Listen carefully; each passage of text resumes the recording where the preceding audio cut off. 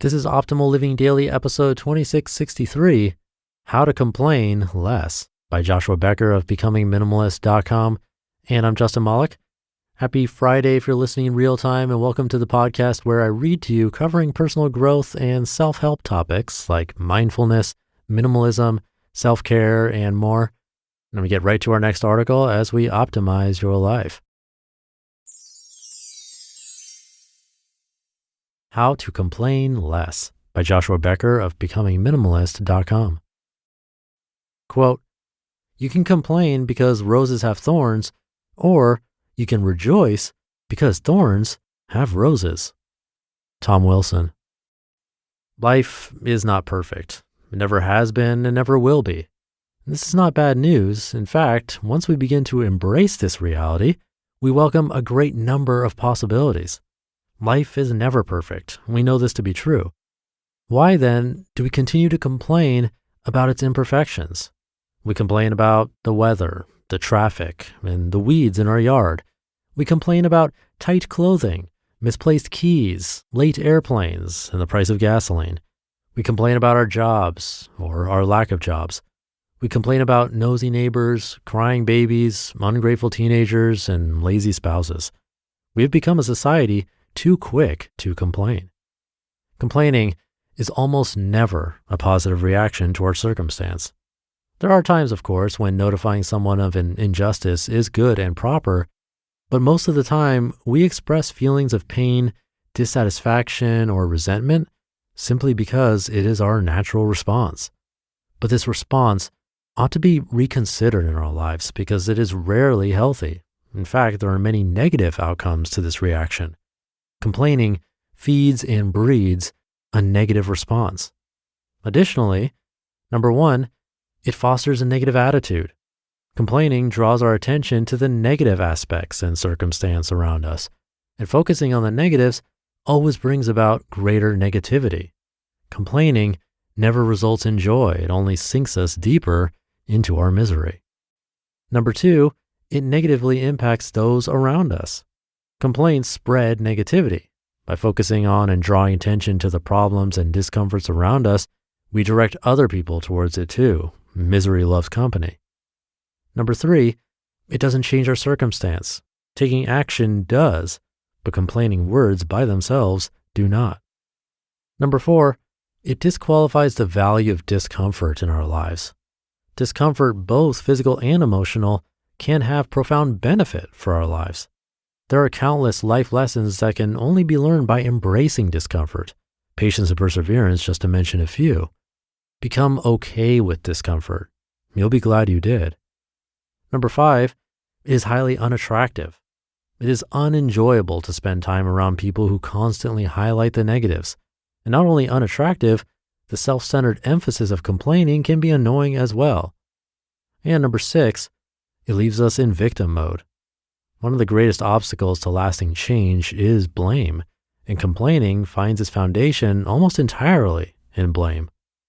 On the other hand, there are numerous benefits to complaining less. It shifts our focus to the positive.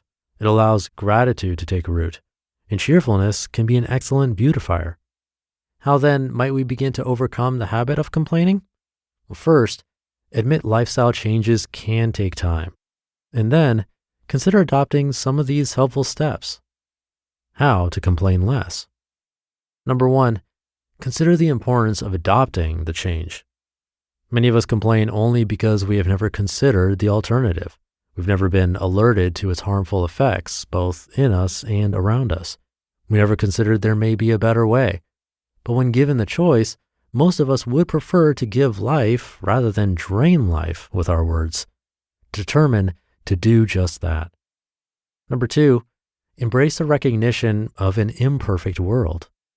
Life is not always going to serve up what we would like or even expect at every turn. There will be trouble, trial, and pain. Again, this is okay.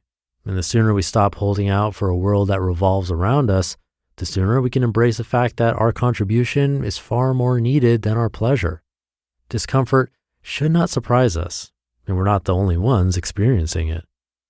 Number three, understand the difference between helpful criticism and complaint. There are times when it is entirely appropriate to raise attention to a wrong being committed. This can be helpful and should never be discouraged. Decipher if the situation can and should be resolved.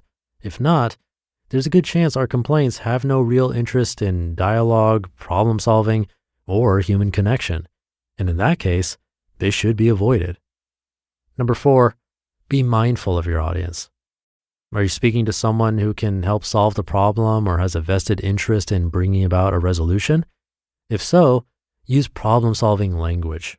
If not, tread lightly. If you must continue, preface your complaint with impact-reducing language. For example, beginning with, "Can I just vent for a minute or two?" Maybe all you need to orient yourself and your listener toward your purpose and be helpful in reminding yourself to keep it brief. Number 5, avoid beginning conversations with a complaint. Take notice of how often we initiate conversations with a complaint. Oftentimes, even subconsciously, this tactic is used because it garners a heightened response. Remove it from your arsenal and try spreading some cheer with your opening line instead. Number 6, refuse to complain for the sake of validation. Sometimes our complaints are used to validate our worth to others. "I'm so busy" is a good example. We often say it as a means to subtly communicate our importance. Well, don't seek to impress others with your complaints. That strategy won't gain you any friends in the long run anyway. Number 7, notice your triggers. Is there a specific time period of the day you tend to complain more than others? Morning, evening, or late afternoon? When your spouse is home? When you're drinking coffee or lunch with your friends? Maybe it is around the water cooler with your coworkers. Take notice. Then, avoid triggers if possible. If they cannot be avoided, make a point to be extra vigilant when you see them arise. And number 8, embrace the idea of experimentation. Setting a goal of never ever complaining again may be counterproductive. Instead, try designating a short period of time where you can be particularly mindful. For example, decide to go just one day without complaining. This shorter time period will allow you to concentrate more fully on your goal. The shortened experimental time frame will foster increased sensitivity. Mindless complaining serves little purpose in our lives. It fosters displeasure, spreads negativity, and sparks conflict. We live happier without it. Moving forward, let's recognize and embrace the positive instead. You just listened to the post titled "How to Complain Less" by Joshua Becker of BecomingMinimalist.com. Thank you to Joshua. Sometimes it can feel good to complain, but the way I tend to think of it is like how eating my favorite unhealthy foods, like the chocolate tuxedo cake from Costco, tastes good. In small amounts every once in a while, sure, not a big deal.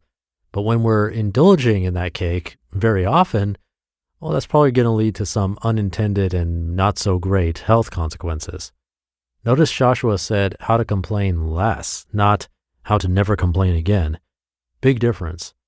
So yet again, I say moderation, because it's unlikely that we'll never complain again. And then judging ourselves for complaining is probably just as bad as complaining itself. So for me, it's always about balance. If we take Joshua's advice and be mindful of the audience, notice our triggers, and maybe not start a conversation with a complaint, then maybe we can take a step in the right direction of positivity. And as we all know, small steps in the right direction is a completely different thing than taking even one step in the wrong direction. So take those positive steps today. Hope you have a great Friday. If you're listening in real time, of course. Thank you for listening, and I'll see you tomorrow where your optimal life awaits.